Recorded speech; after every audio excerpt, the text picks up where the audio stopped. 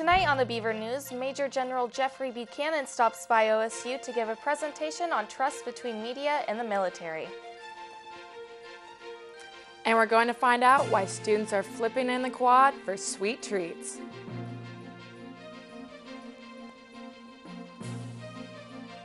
And finally, we're bringing you back to Cooper's Ferry with Hayden Wilcox for our final installment of our OSU Archaeology Dig Site coverage. We'll have more on that here on Beaver News.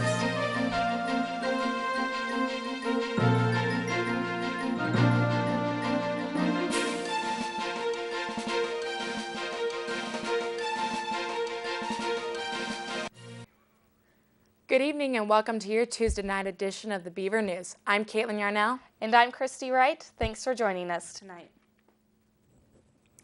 With game number 8 approaching this weekend and the Beavers coming to terms with their first season loss, head coach Mike Riley has announced that junior Cody Vaz will start in Saturday's game. With 2 impressive starts this games he played in Mannion's absence, Vaz totaled 504 passing yards, 3 touchdowns, and no interceptions. Despite Vaz's great performance during Mannion's leave and providing relief for Mannion in the fourth quarter of Saturday's game, many are stunned with Riley's decision. The team remains confident with Riley's decision and ever loyal to Mannion and Vaz, who have been crucial to their impressive season. On Friday, October 26th, the Major General Jeffrey Buchanan gave a presentation in regards to the relationship between the media and the military. Buchanan is the Deputy Commanding General in Washington and came to OSU to discuss how free speech and free press in the media has reflected the war in Iraq. His presentation stressed how mediums of communications are changing and how to establish a trusting relationship between the media and the military. We have a clip from the presentation and a subsequent interview with reporter Amanda Entel for you now. And I think that we have to work hard from a military perspective to build relations with the media. What would you say is the most important factor in trust between the military and the media? Well, I do think it's those 4 factors, but we really got to work hard to understand each other. I think that we need to understand each other. We need to understand what our culture is, what our values are, and then we've got to work hard to maintain those values. One thing the general said, the private can tell a story just as good as the general can, or just as good as the sergeant can, or just as good as the lieutenant. And being a student veteran and now part of the media, I came away with a better understanding of how to be a little bit more professional in the media, try and ask the questions. I think that, everything that he said, trying to understand the media better as a veteran is equally important, especially with my counterparts in the new media major. When people like me want to communicate with people of your age, what are I'm just going to ask a question, what do you think some of the breakdowns or the pitfalls are? I mean, if the way I communicate with you is by lecturing you, how positive is that? How well do you receive that? Not very well. That's not how you communicate. That's not how you communicate with each other. And so I'm going to go back to Captain Allgaier here. What's the average age of the folks? Yeah, I know you're not wearing a watch. What's the average age of the folks in your company? Average age folks in my company? Oh, probably between 18 and 23. Okay. And how did they communicate? Cell phone, Facebook. So if he relied only on him in what I would call the transmission mode, him lecturing other people, or he's going to put out something and not receive it, and his means of putting it out. In my case, if I relied solely on radio and television, who am I going to reach? The people who listen to the radio and watch TV, which is not necessarily the people we want to reach. When you look at the world, you have to understand how the world communicates. And as a leader, if you want to communicate with an audience, you need to understand that audience and figure out how they communicate, and then be able to operate in that sphere. For some, finding new places to eat on or near campus seems like a task for those yearning to try something new. Well, recently Corvallis has added another great restaurant to the community. Ali Euros is the newest and only Greek restaurant located in Corvallis. Alongside opening this newest restaurant, head chef and owner Kimber Huang is no stranger to the restaurant business, having opened up 3 places in Corvallis already. These spots include the Magenta Restaurant and Bar, Baguettes, Street Dogs, and the Snug Bar. Once again, Huang has given Corvallis the opportunity to indulge in more great cooking. Ali Euros is now open Monday through Sunday, 8 a.m. to 11 p.m. is found on Southwest 3rd Street near the Broken Yoke. The gymnastics traveling team is making their way to nationals in Minnesota, but in order to get there, they need your help. The gymnastics team will be having a bake sale today and tomorrow with Halloween-themed treats. They will also be having a flip jar, which means if you tip them, they will show off the skills that they are bringing to nationals. We stopped by their booth to get the story.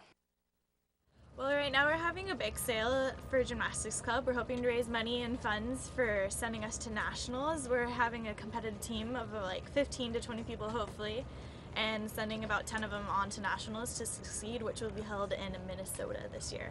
And we're just hoping to raise enough money to help support the students that will not be able to provide their full fare out there.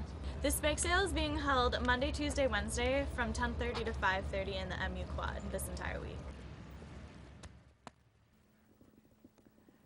Glenn Payton, member of OSU's men's soccer team, has been named Athlete of the Week for a job well done during this past weekend's games. Overall, the team made it through the weekend with a 2-1 loss against the UCLA Bruins and a 1-1 tie against San Diego State. Payton, a sophomore, finally earned himself his first 2 starts of the season this past weekend. Scoring the first goal of the game, Payton gave the opposing keeper no chance of stopping the ball and got his 3rd regular season goal of the season. All weekend, the university is allowing free entrance into Dixon Rec Center as well as the McAlexander Fieldhouse for various events such as basketball, racquetball, or just a good workout. Students need only show their student ID to get family members in for free. Students and family can also bowl for free for this weekend only in the MU bowling alley. Christy, I'm sure you're excited to have your dad come down to town. Do you guys have anything special planned for the weekend? I'm so excited. We looked at the schedule and we are definitely going bowling and of course the football game. Well, of course, the game is a must. With the game against ASU on Saturday and all of the eager dads and family members preparing to make the trip here to Dad's Weekend, many activities are planned to keep you and your dad entertained. The Dad's Weekend Golf Tournament tees off at the 2nd at 1 p.m. There will also be whitewater rafting and challenge courses on the 3rd. And finally, the Pistol Club fundraiser shoot will take place on the 4th. Also, if weather decides not to cooperate, activities will be held at Dixon. Just be sure to have a valid student ID with you and the guest you bring.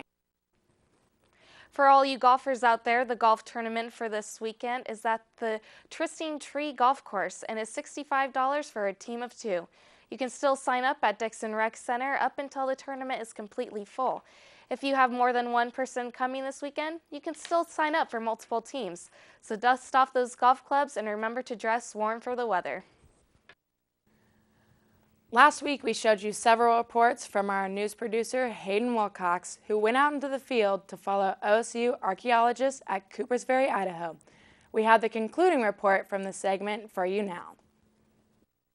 After 7 weeks of excavation, it's time to end the season at Coopers Ferry. The process begins with the placement of completed level forms. These level forms will act as a guide for students who will come next year. Right now we are putting sandbags back in our excavation unit along with plywood along the walls, and that will ensure that the site is protected from the elements and anybody snooping around until next summer.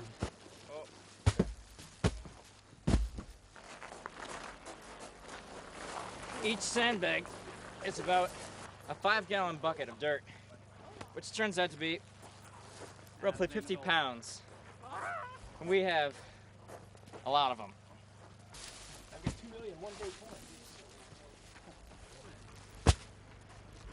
I bet we have around 6,000 sandbags put back in there. We learned from experience that throwing 6,000 sandbags back into a hole is a lot easier than taking them out in the first place.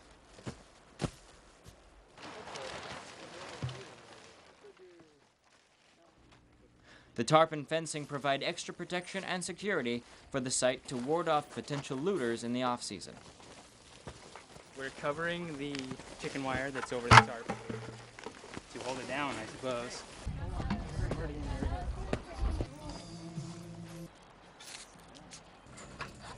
The campsite is then put back into storage in preparation for the following season.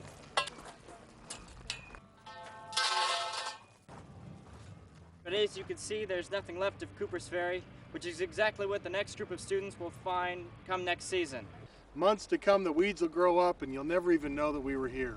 But we'll be back again next summer for another year of exciting discoveries here at Cooper's Ferry. This has been Hayden Wilcox reporting for KBVR Beaver News.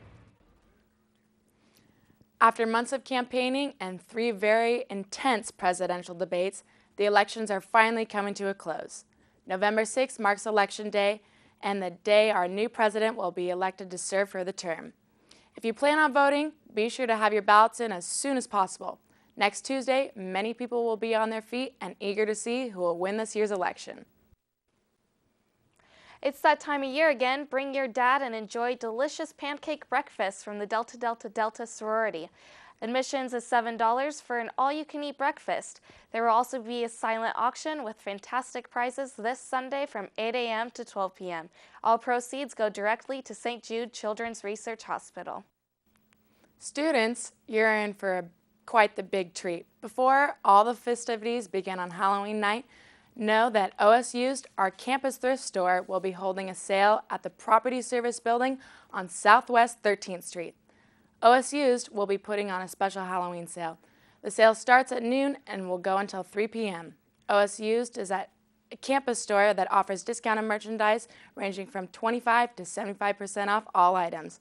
The store will be working to clear out an extra full inventory this week. Such items include used laptops and home furnishings. No tricks, just treats for all shoppers who stop by. Even though Halloween and Thanksgiving have not arrived yet, preparation is already on the way for Christmas. The Oregon State ROTC program is starting to sell wreaths, and by doing so, starting that Christmas spirit. There are 2 choices and sizes, and you can decide how you want to decorate it. The ROTC program will be selling wreaths throughout the term. Even though the sky is looking a little gray lately, it's never too late to add a little color to your life. Run with Color, just a few weeks away, so be sure to sign up if you're interested in participating. The race fee has increased to $40 this week and will remain there until Thursday. Starting Friday, the price will... Oh my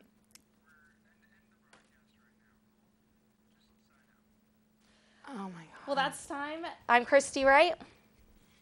And I'm Kaitlyn Yarnell. Thank you for joining us tonight. Be sure to tune in tomorrow for our Halloween special. Thank you. Have a good night. Thank you.